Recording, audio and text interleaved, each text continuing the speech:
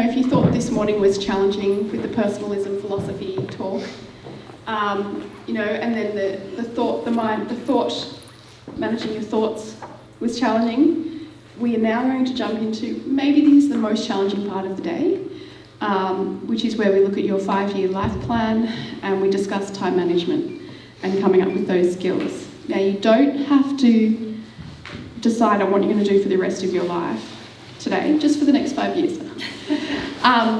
It's just meant to be a prompting, really, of, envisaging out to 2027 and where do you see yourself in 2027 and then what might you need to do to get there. Now, if it involves career change, then Bernie is someone who could definitely help in that area. So Bernie, tell us a bit more about your services and I'll please take the floor. Okay, thank you. Well, I was jotting down a few things this morning that were very interesting for me. The whole thing's interesting for everybody, I'm sure. And thank you very much for the earlier session, little mock session that you did earlier that also gave us all some food for thought. You guys have been lit off really easily, by the way. All the presenters have let you just sit there quietly. But I want to ask you some questions, except for Gemma. So my first question is, and you can just put up your hand. I'm not going to ask you to speak. But who wakes up in the morning and thinks, I'm going to work today? Me. Oh, me too. Yes. I love my job. Like you're happy, you wake up and you're like, okay, it's a work day. Or do you wake up and go, oh, damn, it's not the weekend. Yeah, it's not the weekend, okay. I have a friend, one of my best friends, she's in her 30s and she just got the first job that she's actually enjoyed last year. And she's worked as a lawyer and she worked in childcare, she's tried, you name it, she's tried it. But she finally, the thing that was a measure for her that made her realise, well, I think she already realised that she was enjoying this job, she said, oh, I had a migraine today and I couldn't go to work. And she said, that is the first time in my life that I've woken up with a migraine and not thought, well, at least I don't have to go to work today. But instead I woke up and went, oh, I can't go to work. So anyway, it's interesting to just see how do we feel about our work. And it's not, a lot of people talk about passion, you've got to find your passion, and it's not necessarily going to be like that, right? But it is a big part of what we do. Usually for most of us, maybe 5 times in the week, we wake up and have to go to work that day. So it's good to try and find something that we enjoy and that we feel that we can really contribute something. Because each of us can contribute something unique, which is very much what we've been hearing about with personalism, right? I liked what Dr. Crosby said about each of us being unrepeatable. I think it's good to think about what each of us individually brings to society, to the job we go to each day. So I think, what is it, and this is maybe just a question for you to consider, but what is it that helps, or that is your measure for determining whether you're on track with your career? Gemma, you've been exposed today, so I hope you don't mind me referring back to some of the things that you said, but I thought that was great when you made that comment, which I'm sure a lot of people do, is making comparison. Yeah, other people my age are doing X, Y, and Z, and I'm still doing this. Or other people are working their way up, and I'm just doing the same job, or I'm doing something that's maybe not as valued or recognised, or whatever it might be. So it's good to think about those things. What is it that matters in deciding what to do in your career? One other thing I wanted to mention too is that sometimes, I think this can be, especially for Catholics, that sometimes we feel like, I've got to get it right. I've got to find out what that job is I'm supposed to do. And I don't think it's that black and white. I don't think there's one right answer. In fact, if I can refer back to an example that Grace mentioned to me earlier. She was saying about that her parish priest had mentioned that he's had a lot of Catholics, young Catholics, ask him, what's a good Catholic job to do? He's like, what do you mean a good Catholic job? Any job is good to do. And we need to be everywhere. And it's really important that Catholics are everywhere in society. Not just Catholics, but people of faith, people who can bring God into every corner of society.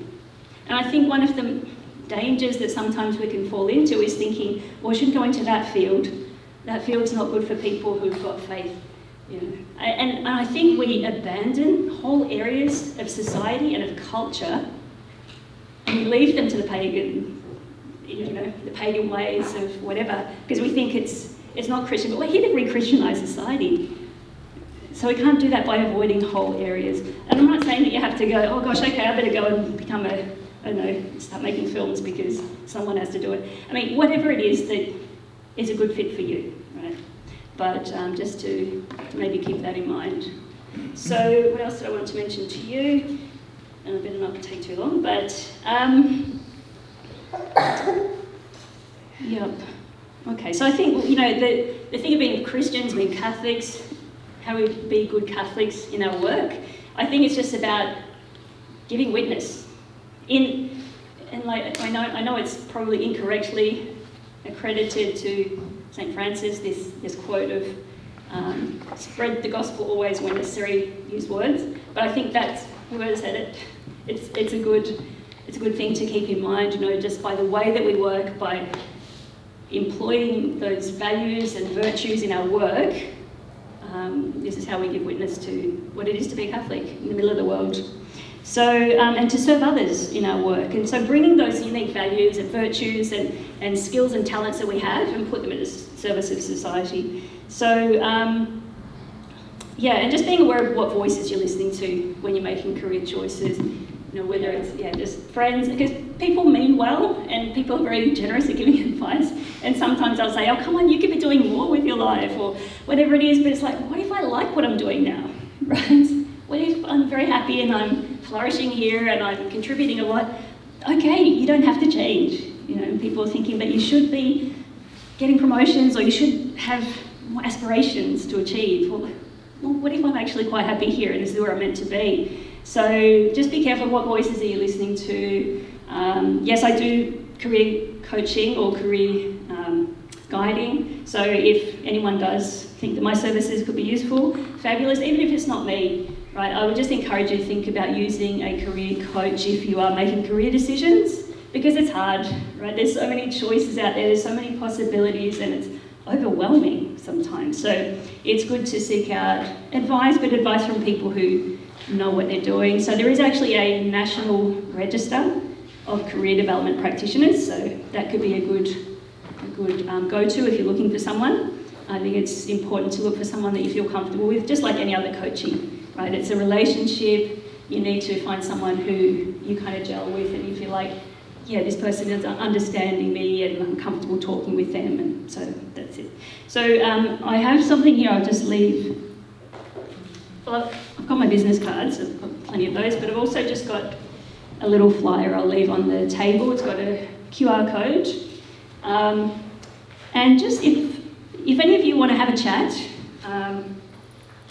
or any of your friends want to have a chat, they can book it, or you can book a 15-minute free consultation, just have a chat on the phone and ask me a few things. And most career coaches or career practitioners will offer you that, like at least have a bit of a chat on the phone and see if it's the right person for you. For you guys, if any of you actually want to, on the back of this session today, do want to use my services, I am offering 25% discount for you guys who are here. And also, some of you might be thinking, oh, this is nice, but I don't need help with career right now. So a couple of things you might want to help other people with. One is that I also have gift vouchers. So if there's someone you know who you think needs some help with their career or with getting a job, which the other thing I do is help people get the job that they're trying to get, you can buy them a gift voucher. And also the 25% discount, I'll apply that to a gift voucher if you want to buy a gift voucher for someone.